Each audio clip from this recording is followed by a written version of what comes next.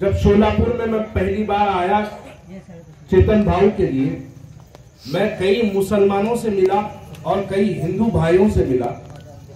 मैं उनसे पूछा कि भाई चेतन भाऊ ये आदमी कैसे है, तो उन्होंने कहा कि आप इन आदमी को ये समझिए कि ये मुसलमानों के जितने हैं हिंदुओं के भी उतने हैं, और जितने हिंदुओं के हैं उतने मुसलमान हैं। ये बात सुनकर मुझे बड़ी हैरत हुई। आज हम एक ऐसे मुल्क में हैं जो हिंदुस्तान, जो हमारा एक गुलदस्ता कहलाया जाता है, वहां पर आज अगर देखा जाए तो नफरतें एक आला उरूज पर है। नफरतें दोनों तरफ से। एक बड़ी बीजेपी है जो दिल्ली से आपके शोलापुर में लड़ रही है, और एक छोटी बीजेपी है जो हैदराबाद से यहां पे लड़ रही है। हैदराबाद से जो लोग आए हैं, इनका मकसद जीतना नहीं है। ये उनका शोलापुर में चौथा इलेक्शन है। चौथा इलेक्शन शोलापुर में उनका है।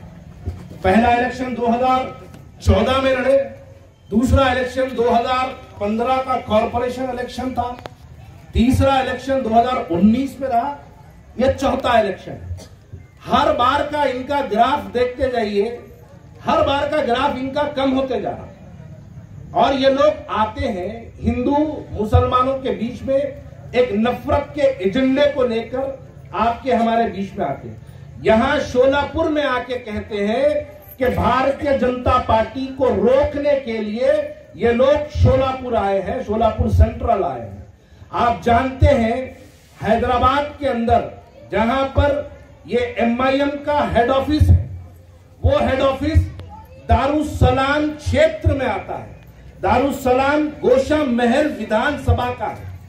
गोशा महल का आमदार खासदार, MP खासदार है ना, गोशा महल का खासदार असदुद्दीन अवैसी है।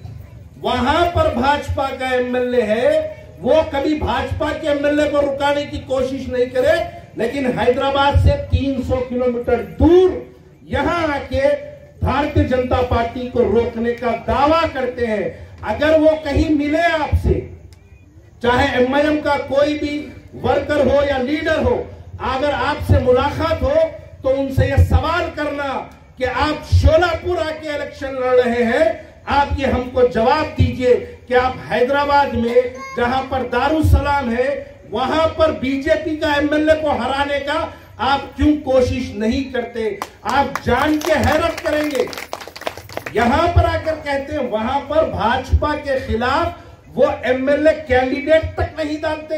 लेकिन चेतन भाऊ जैसा एक इतना प्यारा आदमी जो 30 साल से आपके पास कॉर्पोरेटर की हैसियत से काम करके आपकी खिदमत करके आया है, लेकिन उसको हराने के लिए ये MIM के और बीजेपी के एजेंट्स इनको हराने की कोशिश कर रहे हैं। लेकिन शोलापुर वालों, मेरी इज्जतदार माओ, मेरे भाइयों, मेरे बहनों, तुमको इस बात की गवाही देना है कि इस मर्तबा जो इलेक्शन में आप वोट डालेंगे, आप एक MLA जिताने के लिए वोट नहीं डालेंगे, बल्कि आपका वोट इस बात का फैसला करेगा कि महाराष्ट्र की असेंबली के अंदर किस पार्टी का चीफ मिनिस्टर बैठे।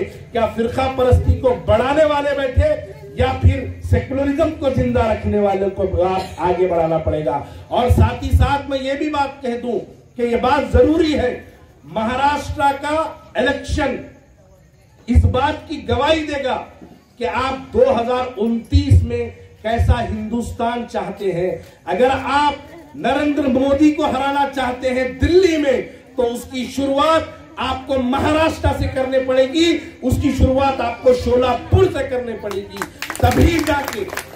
तभी जाके आपको ये बात समझना पड़ेगा। लेकिन आप देखिए, आपके पास जो आज उम्मीदवार है, ये उम्मीदवार, ये कैंडिडेट चेतन भाऊ, ये चेतन भाऊ किसी का कैंडिडेट नहीं है। चेतन भाऊ राहुल गांधी का कैंडिडेट है। चेतन भाऊ सुशील कुमार शिंदे का कैंडिडेट है। चेतन भाऊ परिणीति ताई का कैंडिडेट है। इस कैंडिडेट को कामयाब करिए ताकि आपको ये बात, इस बात की गवाही दे कि आप महाराष्ट्र के असेंबली में ये चाहते हैं कि वहां पर एक सेकुलर जहन रखने वाले का चीफ मिनिस्टर बैठे, तो इसलिए 20 तारीख के दिन आप पूरों को अपने घरों से निकलना होगा और हाथ के पंजे पर अपना वोट डालना होगा।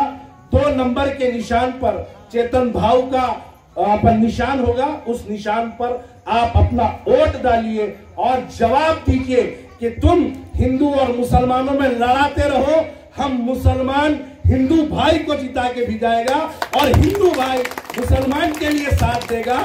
इस बात की गवाही के लिए आप लोग कांग्रेस पार्टी का साथ दीजिए, चेतन भाऊ का साथ दीजिए, शिशिर कुमार शिंदे साहेब का साथ दीजिए। शुक्रिया, बहुत बहुत थैंक यू।